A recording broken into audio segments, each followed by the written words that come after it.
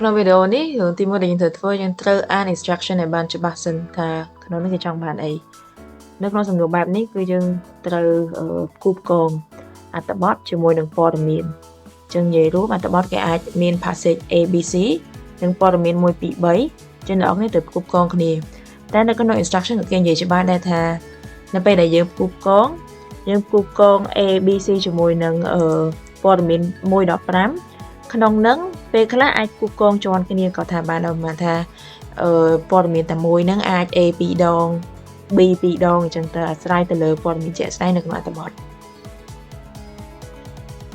ដោយរាល់ដងខាងឆ្វេងដៃជាអត្ថបទហើយខាងស្ដាំដៃជាលំហាត់ជាសំណួរអញ្ចឹងឧបមាថាទាំងអស់នេះអាចឃើញហើយខាងឆ្វេងដៃអត្ថបទមានចែកជា3 passage A B C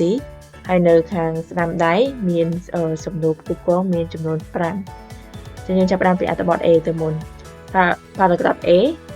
The Great Fire of London in 1636 destroyed much of the city, but it also led to new building regulations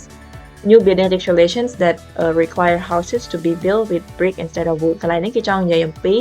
ភ្លើងឆេះ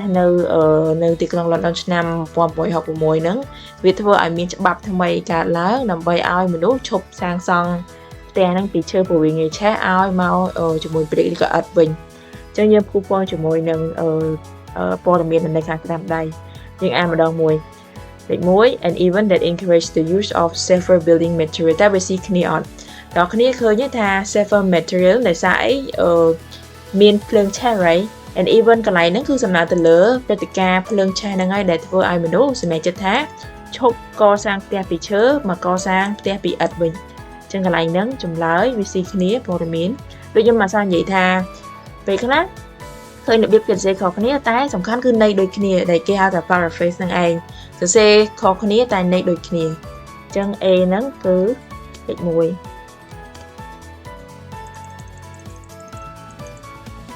តែដល់នេះដឹងស្រាប់ហើយយើងបានអាន instruction មិនដែរថាពេលខ្លះចម្លើយវាអាចមាន2 3ជាន់គ្នាវាមិនមែនមានតែលេខ1ហ្នឹងហើយចប់ទេណាចឹងយើងអានទៅមុខទៀត A crisis that resulted in the building of new sanitation system. New sanitation system សំដៅលើប្រព័ន្ធទឹកប្រព័ន្ធលូឲ្យវាល្អជាងមុនអញ្ចឹងប៉ុន្តែក្នុងនេះគេមិននិយាយប្រព័ន្ធលូទេគេសំដៅទៅលើតែភ្លើងឆេះហើយនឹងការសាងសង់ផ្ទះហើយនឹងច្បាប់សាងសង់ផ្ទះថ្មីទេអញ្ចឹងលេខ2ហ្នឹងត្រូវទេលេខ3 The introduction of an innovation that changed transport ប៉ុន្តែកន្លែងនេះក៏អត់មាននិយាយពី transport ដែរមាននិយាយពីការដឹកជញ្ជូនអត់មាននិយាយពីប្រព័ន្ធទូរគមនាគមន៍ទេអញ្ចឹងលេខ4 A law passed to prevent fires in wooden houses កន្លែងនេះគេប្រើពាក្យ a law pass law កន្លែងហ្នឹងច្បាប់ទាំងអស់គ្នាដូចខ្ញុំនិយាយមិញថាពាក្យប្រើខុសគ្នាតែន័យតែមួយតែនៅក្នុងអត្ថបទគេប្រើពាក្យ regulation អញ្ចឹងកន្លែងហ្នឹងគឺវាដូចតែគ្នាទេអញ្ចឹងគេចេញច្បាប់មួយឲ្យមនុស្សឈប់សាងសង់ផ្ទះពីឈើ wooden houses ឲ្យទៅសាងសង់ពីឥដ្ឋវិញអញ្ចឹងកន្លែងនេះចម្លើយលេខ4មួយទៀត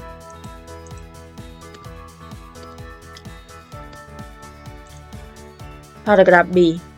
In 1858, London suffered from the Great Sting, when hot weather made the river Thames heavily polluted with sewage unbearable. ฝั่ងនេះគឺប្រព័ន្ធទឹកប្រព័ន្ធលូបានន័យថានៅពេលដែលអាកាសធាតុក្តៅវាធ្វើឲ្យប្រព័ន្ធលូនោះវាស្អុយខ្លាំង Great Sting. This crisis led to the construction of modern sewer system. Modern sewer system ហ្នឹងគឺប្រព័ន្ធលូនឹងឯងអញ្ចឹងនៅពេលដែលមានវិបត្តិប្រព័ន្ធលូនឹងខែក្តៅវាស្អុយខ្លាំងចឹងធ្វើឲ្យ London ក៏សម្រេចចិត្តថាសាងសង់ប្រព័ន្ធលូដែលល្អជាងមុនអញ្ចឹងទៅ sewer system ឥឡូវយើងមើលមកយើងលេខ1មិញគឺនិយាយអំពី building material អត់ត្រូវទេលេខ2 crisis that resulted in the building of new sanitation system ទី1 crisis ហ្នឹងជាអី crisis កន្លែងនេះជាវិបត្តិនៅក្នុង paragraph B ហ្នឹងគឺ the great sting នឹងឯងហើយយើងកសាង new sanitation system នៅខាងឆ្វេងដៃនេះគេប្រើពាក្យ new sanitation system គេប្រើពាក្យ modern sewer system តែពិតន័យនឹងតែមួយទេចឹងចម្លើយ B ហ្នឹងគឺលេខ2តែយើងទៅមុខទៀតព្រោះវាអាចនឹងមានទៀតអញ្ចឹងណា Introduction of innovation that change transport ក៏អត់ត្រូវដែរមានតើតើមួយ transport ទេ A law passed to prevent fires ក៏មានតើតើមួយច្បាប់តើតើមួយភ្លើងឆេះដែរកន្លែងនេះនិយាយតែពីប្រព័ន្ធលូទេThe creation of world's first underground transport system ក៏អត់មានដែរអញ្ចឹងចម្លើយមានតែប៉ុណ្្នឹងទេ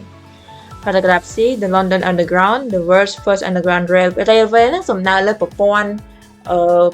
ដឹកជញ្ជូនណាដូចភ្លើងនេះជាដើម underground ហ្នឹងគឺនៅក្រោមដី opened in the 1863 it revolutionized ហ្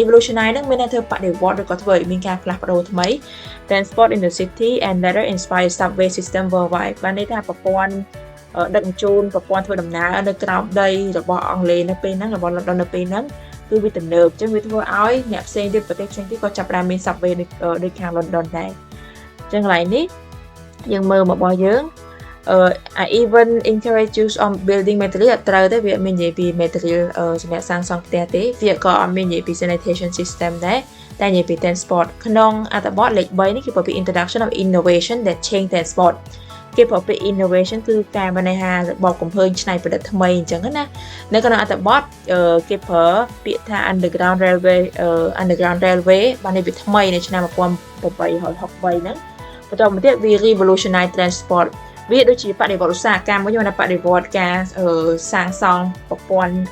ដឹកជញ្ជូននៅពេលហ្នឹងអញ្ចឹងកន្លែងហ្នឹងវាជា innovation ហើយអញ្ចឹងកន្លែងហ្នឹងគឺលេខ3មកទៀត the creation or degradation law នេះអត់ត្រូវទេណា degradation of the world's first underground transport system ហើយកន្លែងនៅក្នុងអត្ថបទក៏គេប្រើពាក្យនឹងដែរថា London the world's first underground railway